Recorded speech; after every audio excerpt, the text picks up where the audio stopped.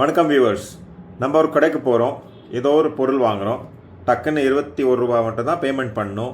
நம்ம என்ன பண்ணுறோம், டக்குன்னு ஃபோன் எடுக்கிறோம், கியூஆரை ஸ்கேன் பண்ணுறோம், இல்லை பேடிஎம் நம்பரோ யூபிஐ நம்பரோ அதை ஃபோன்பேவோ ஜிபேவோ அந்த மாதிரி நம்பர் வாங்கிட்டு நம்ம உடனே பேமெண்ட் பண்ணிடுறோம்.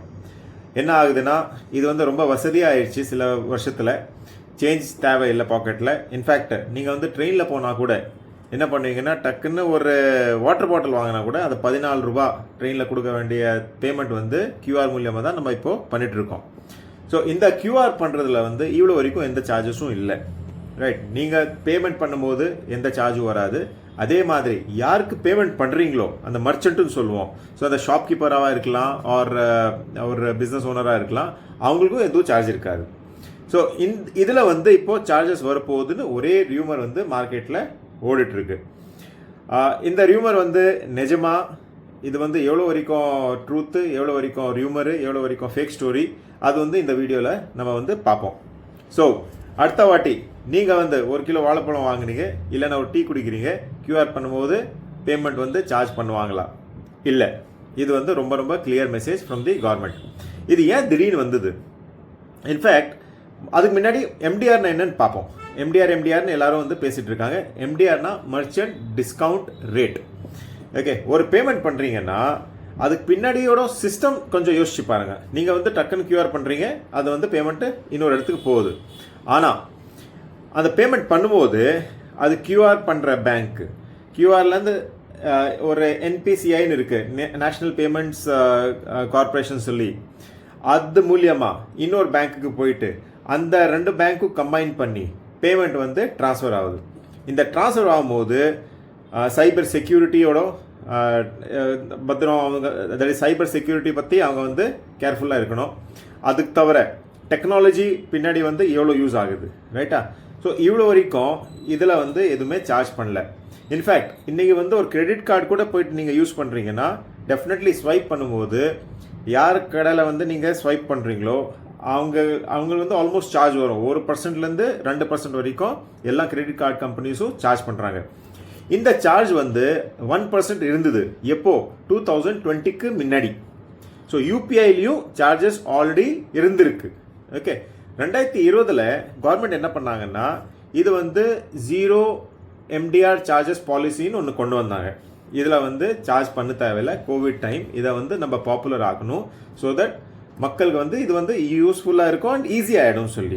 ஓகே, அதுக்கப்புறமா பேங்க்ஸ் சுத்தமாக இதில் சார்ஜ் பண்ணல. அண்ட் அந்த டைம் என்ன டிசைட் பண்ணாங்கன்னா, இதில் சின்ன பேமெண்ட் இருக்கும், சார்ஜஸ் இருக்கும், ஆர் நீங்கள் டெக்னாலஜி காஸ்ட் இருக்கும்ல, அந்த காஸ்ட் பேங்க்ஸ் தான் ஏற்றுக்கணும்னு சொல்லி அந்த டைம் எல்லாரும் ஒத்துக்குனாங்க. இப்போ திடீர்னு ஏன் இவ்வளோ நியூஸில் இருக்குது? இப்போ ரீசெண்டாக பார்லிமெண்ட்டில் ஒரு பில்லு கொண்டு வந்தாங்க, taxation and other laws amendment பில்லுன்னு சொல்லி. ஓகே, அதில் ஒரு ஆக்ட் இருக்குது, பேமெண்ட்ஸ் அண்ட் செட்டில்மெண்ட் ஆக்ட். அதோட செக்ஷன் 10A மாடிஃபை பண்ணியிருக்காங்க.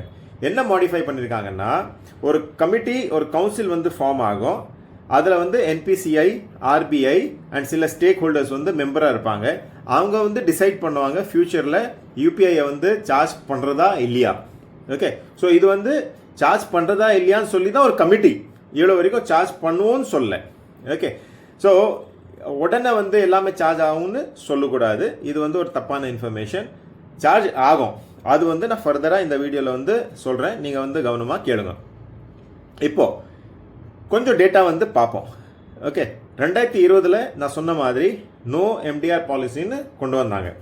ஓகே, அதுக்கப்புறமா இந்த வருஷம் மட்டும் ஜூலை 2026 மட்டும் இந்த யூபிஐ பேமெண்ட்ஸ் எப்படி க்ரோத் ஆயிருக்குன்னு பார்ப்போம். ஒரே மாதத்தில் அப்ராக்சிமேட்லி 2366 crore டிரான்சாக்ஷன்ஸ் யூபிஐ மூலியமாக ஆயிருக்கு. என்ன வேல்யூ? ஆல்மோஸ்ட் 30 லட்சம் கோடி. ஓகே, என்ன அர்த்தம்னா, யூபிஐ என்ன சின்னதாக இருந்ததோ அது இன்னைக்கு தேதியில் ரொம்ப ரொம்ப பெருசாக வளர்ந்துச்சு. ஓகே, ஸோ இப்போ இந்த இவ்வளோ வால்யூம் இருக்கும்போது பேங்க்ஸ் என்ன பண்ணணும்?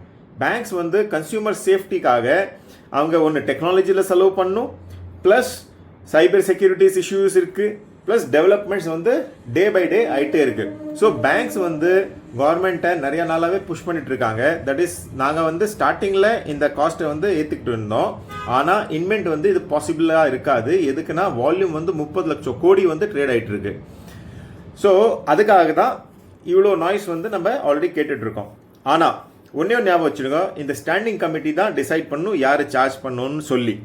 ஆனால் ஃபைனான்ஸ் மினிஸ்டர் ஆல்ரெடி பார்லிமெண்ட்டில் ஒரே ஒரு கிளாரிஃபிகேஷன் கொடுத்துட்டாங்க. நம்பர் 1, 2000 ரூபாய்க்கு மேலே பேமெண்ட் பண்ணாதான் யூபிஐ இது சார்ஜஸ் வரத்துக்கு வாய்ப்பு இருக்கும். 2000 ரூபாய்க்கு கீழே வந்து சார்ஜஸ் இருக்காது. அது வந்து ரொம்ப கிளியராக சொல்லியாச்சு. பர்சன் டு பர்சன் டிரான்சாக்ஷன் பண்ணுறோம்ல, இப்போ நான் வந்து உங்களுக்கு ஒரு பேமெண்ட் அனுப்புகிறேன், ஆர் நீங்கள் வந்து எனக்கு ஒரு பேமெண்ட் அனுப்புறீங்கன்னா அது மேலே எந்த சார்ஜும் வராதுன்னு சொல்லி ரொம்ப கிளாரிட்டியோட சொல்லிட்டாங்க.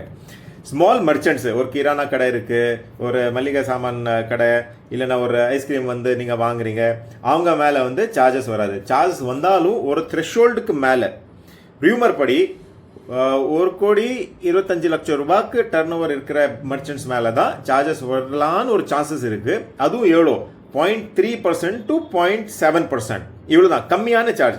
ஸோ பெரிய மர்ச்சன்ட்ஸை மட்டும் சார்ஜ் பண்ணி மற்றவங்களுக்கு வந்து இது ஃப்ரீயாக வந்து வச்சுக்கலான்னு சொல்லி தான் ப்ரப்போசல் வந்து போயிட்டுருக்கு. இதுக்கு தவிர இன்னொரு டேட்டா சொல்கிறேன். இந்த 2000 ரூபாய்க்கு கீழே வந்து நான் சொன்னல தான் மேக்ஸிமம் வால்யூம் வந்து ஆகிட்டு இருக்கு. எவ்வளோ, 65% ஆஃப் வால்யூம் வந்து 2,000 ருபீஸ்க்கு கீழே.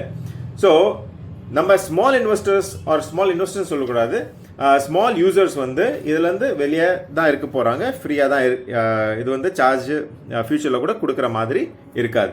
ஸோ இப்போத்துக்கு பயப்பட தேவையில்லை. ரியூமர்ஸ் பற்றி ரொம்ப பாதர் பண்ணாதீங்க.